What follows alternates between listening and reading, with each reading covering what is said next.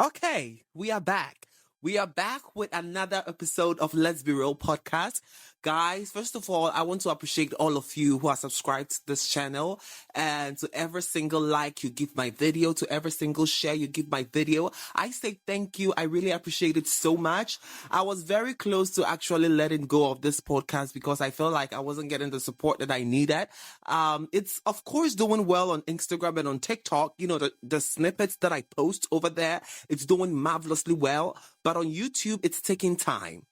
You know, I've had this YouTube channel for a very long time, and you know, it has been active, and then I became inactive for a very long time. So coming back to awaken my subscribers is becoming a little bit difficult. So I wish I can, you know, generate new subscribers with this podcast so that we can keep the channel running. So if you are here, I'm going to urge you to subscribe to this channel. Make sure to share my videos. You know, I'm doing amazing. I know I'm talking about topics that people are even scared to talk about. So I'm going to urge all of you to please subscribe to this channel, share the video, spread the gospel, you know, let people know that Jonathan Style is seated in his couch, and every time I'm seated here, we are about to have a conversation. We are about to have a conversation. All right, guys, my name remains Jonathan Style. I think I've already mentioned that. So let's just reflect. Let's reflect on life. Let's take a deep dive into life.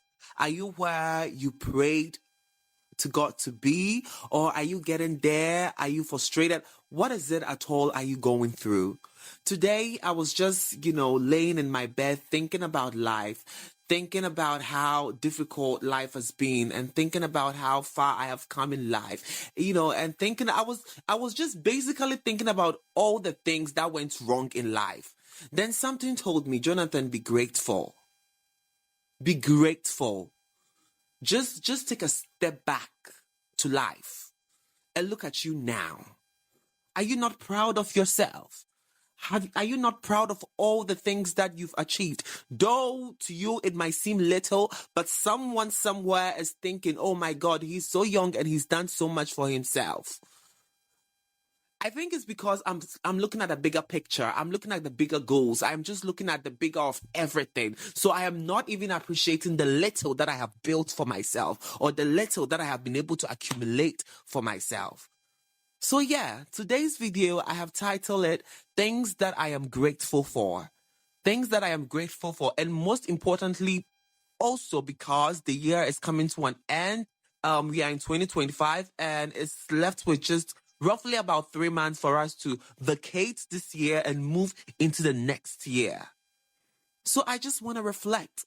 In this video, I want to reflect. I just want to reflect. I want to take a look back at my life, compare it to now, weigh the pros and cons, and see if I am supposed to be worried or I am supposed to be grateful. But most importantly, I am grateful. Let's get into it.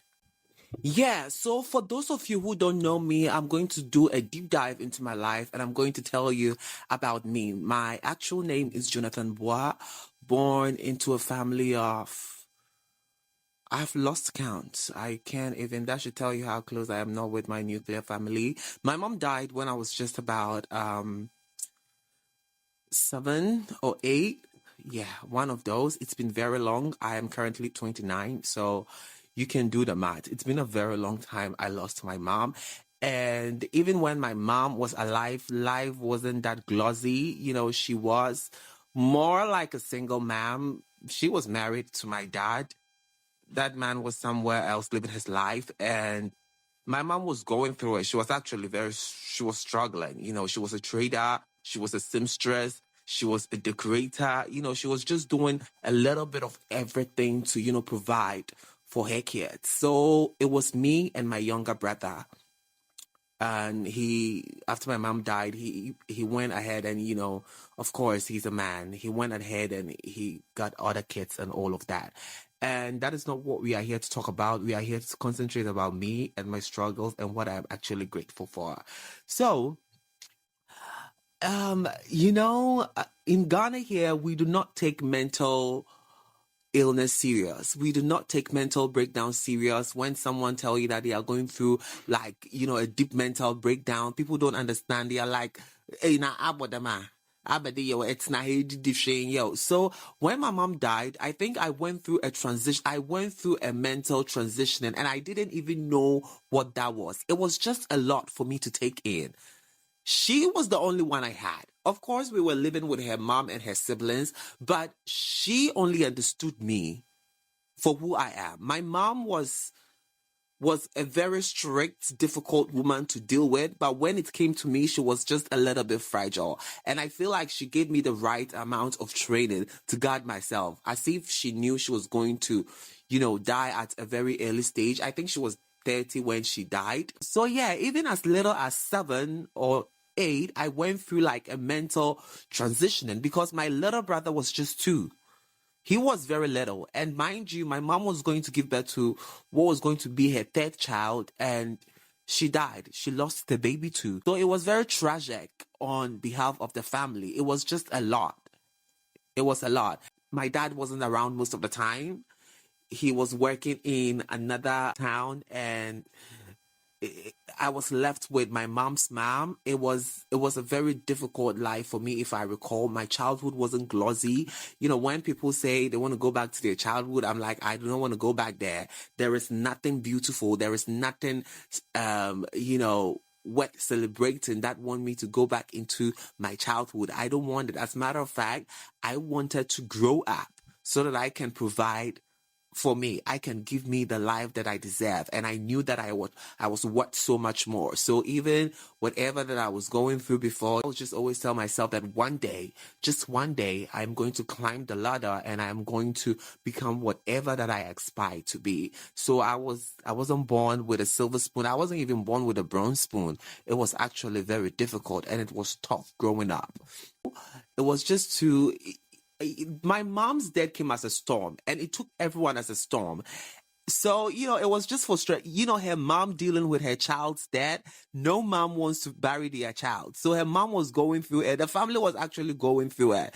So it was just a lot. And I am sitting here saying this because I don't want to sound wrong. And I don't want to blame anyone for everything that went wrong, because that's just life. Anything is bound to happen. Anything can happen. So I'm just taking it as if they were all going through the mental stress that I was going through. Maltreated, going through. It was just a lot. And I am not proud to talk about it because I am in good place with these people. So I don't like to talk about it. But it is what it is. I'm just giving you a dive into my life. So I sort of ran away. I ran away from my mom's people and I went to my dad's people.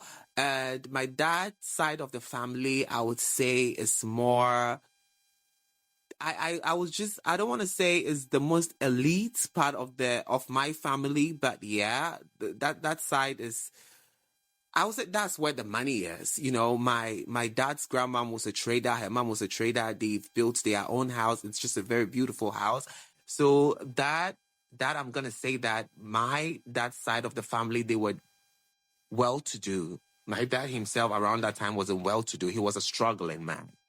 In recent time, I just like to think that he was not around because maybe he was struggling or he was, trying to fend. But I never saw this man. You have kids. So even if you are struggling, you should provide for your kids. You should see your kids. And I felt like he let my mom's people pour their frustration on me because he wasn't present. And this old woman has to care for 2 kids. So it was just a lot. And I felt like, it's time to leave. If Muhammad doesn't go to the mountain must definitely go to Muhammad. So I said, let me find my father's people. Let me go there. So my dad's mom, she accepted me with an open arm. She's a very sweet woman. She took me in. She knew her son and she knew what her son could do. So she took me in. I was with her for some time. And because I was very stubborn too. Okay, let me reframe this. I wasn't an easy child to raise. I just had seen a lot at a very early stage, very disturbing graphics. I have been through a lot at a very small stage in this life. So I sort of built some tough skin. I am not sitting here trying to justify my stubbornness, but one thing led to the other. So with her, I remember sometimes she was having a conversation with her eldest daughter, and she said she doesn't know if I have started smoking or I am doing drugs or I am doing something because they just can't understand me. It was just a lot. And even me, I cannot understand that phase in my life. But long story short, I grew out of that stage. Thankfully, they put me through education. I went through SHS, uni, and now I am here. And it took a lot from that time to this day to be where I am right now. A lot of hard work, a lot of struggling, a lot of hustling at a very early age. I started working as early as 16, 15. I had started makeup. I was, traveling all around Ghana doing makeup and all of that. I was, on top of being effeminate, I've already discussed this in in another video. I think it's out. So it was just a lot for me to grab. And you know how you are presented with less opportunity if you are effeminate? People don't even want to. Sometimes somebody will book you and immediately they hear your voice, they'll be like, why are you a man sounding like a girl? Could you be Siana? I cannot, book you, and they'll drop the booking. Sometimes someone will book you and they'll be telling you what to wear and all of that. But I did not even care about that because it's your money and you are paying me to render a service. So I would present as you want. You get it? So it's just been a lot. It's been a lot of fasting and prayers. It's been a lot of chasing pastors. It's been a lot of, a lot of sleepless nights to get here. And recently, it just dawned on me. I'm like, I have been doing a lot and I feel like I have nothing. I have achieved nothing. And then I also reflected back to even just last year. Am I in the same place? The answer was no. So I just snapped out of it. I snapped out of it because I have to start appreciating little wins and little beginnings and little, little things that come together, because all of these things are what is going to come together to become a bigger one. So I instead of looking at the bigger picture ahead, I just concentrated on what I have achieved now and where I am right now. It's just a lot to take in sometimes when you start to think so much about it. So the best I do is, instead of looking at a bigger picture, I just look at my small wins and say, yay, last 2 years I was jobless. I didn't know what I was going to do with my life. Today I am here. I have a full job that I am doing that is paying me so well. I am self-employed. I can sleep and wake up at any time that I want.